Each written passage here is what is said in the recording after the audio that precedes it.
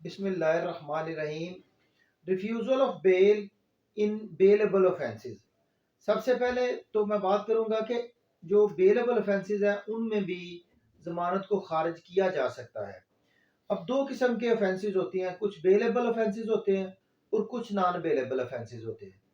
جو ضابطہ فوجداری میں ایک سکیجول بنا ہوا ہے اس میں بیلیبل offences کو بھی بیان کر دیا گیا ہے اور نان بیلیبل offences کو بھی بیان کر دیا گیا ہے۔ اب جو بیلیبل offences ہیں ہم اس کی بات کرتے ہیں کہ ان میں روٹین میں عام جو روٹین سمجھی جاتی ہے، جو پریکٹس چلی آ رہی ہے، اس میں یہ ہے کہ جو قابل ضمانت جرم ہے ان میں نہ تو ملزم کو بیل اپلائی کرنے کی ضرورت ہے اور نہ ہی وکیل کرنے کی ضرورت ہے اور نہ ہی بحث کرنے کی ضرورت ہے اور نہ ہی اس کی تیاری کرنے کی ضرورت ہے۔ یہ عام طور پر ایسا کیا جاتا ہے، لیکن یہاں پر صورتحال ڈیفرنٹ ہے کہ یہاں پر میں آپ کو بتا دوں کہ بیلیبل offences میں بھی بیل ڈکلائن کی جا سکتی ہے، کہ خارج کی جا سکتی ہے بیلیبل offences میں بھی، لیکن یہاں پر یہ ہے کہ bail can be declined in bailable offences in extraordinary circumstances or exceptional circumstances۔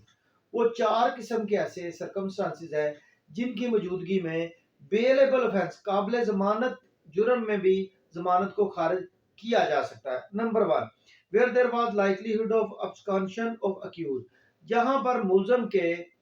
فرار ہو جانے کی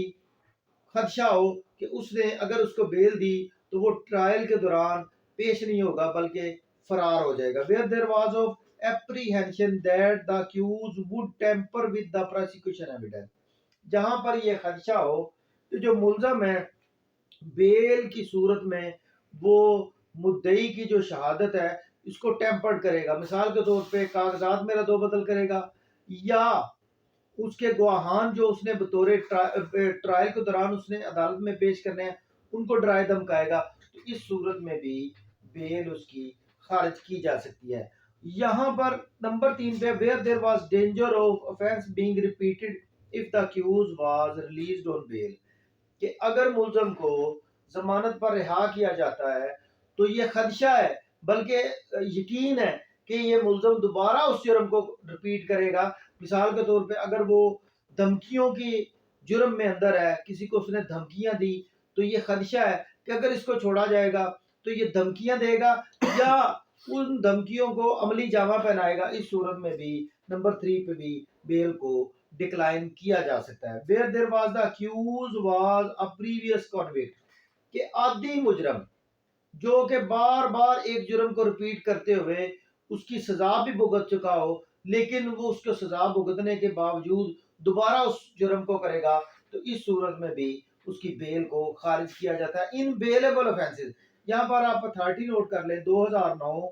S C M R page number 1488 1488 کے اوپر یہ بڑی ڈیٹیل سے بیان کیا گیا۔ آج کا ہمارا یہی ٹاپک تھا، بہت شکریہ۔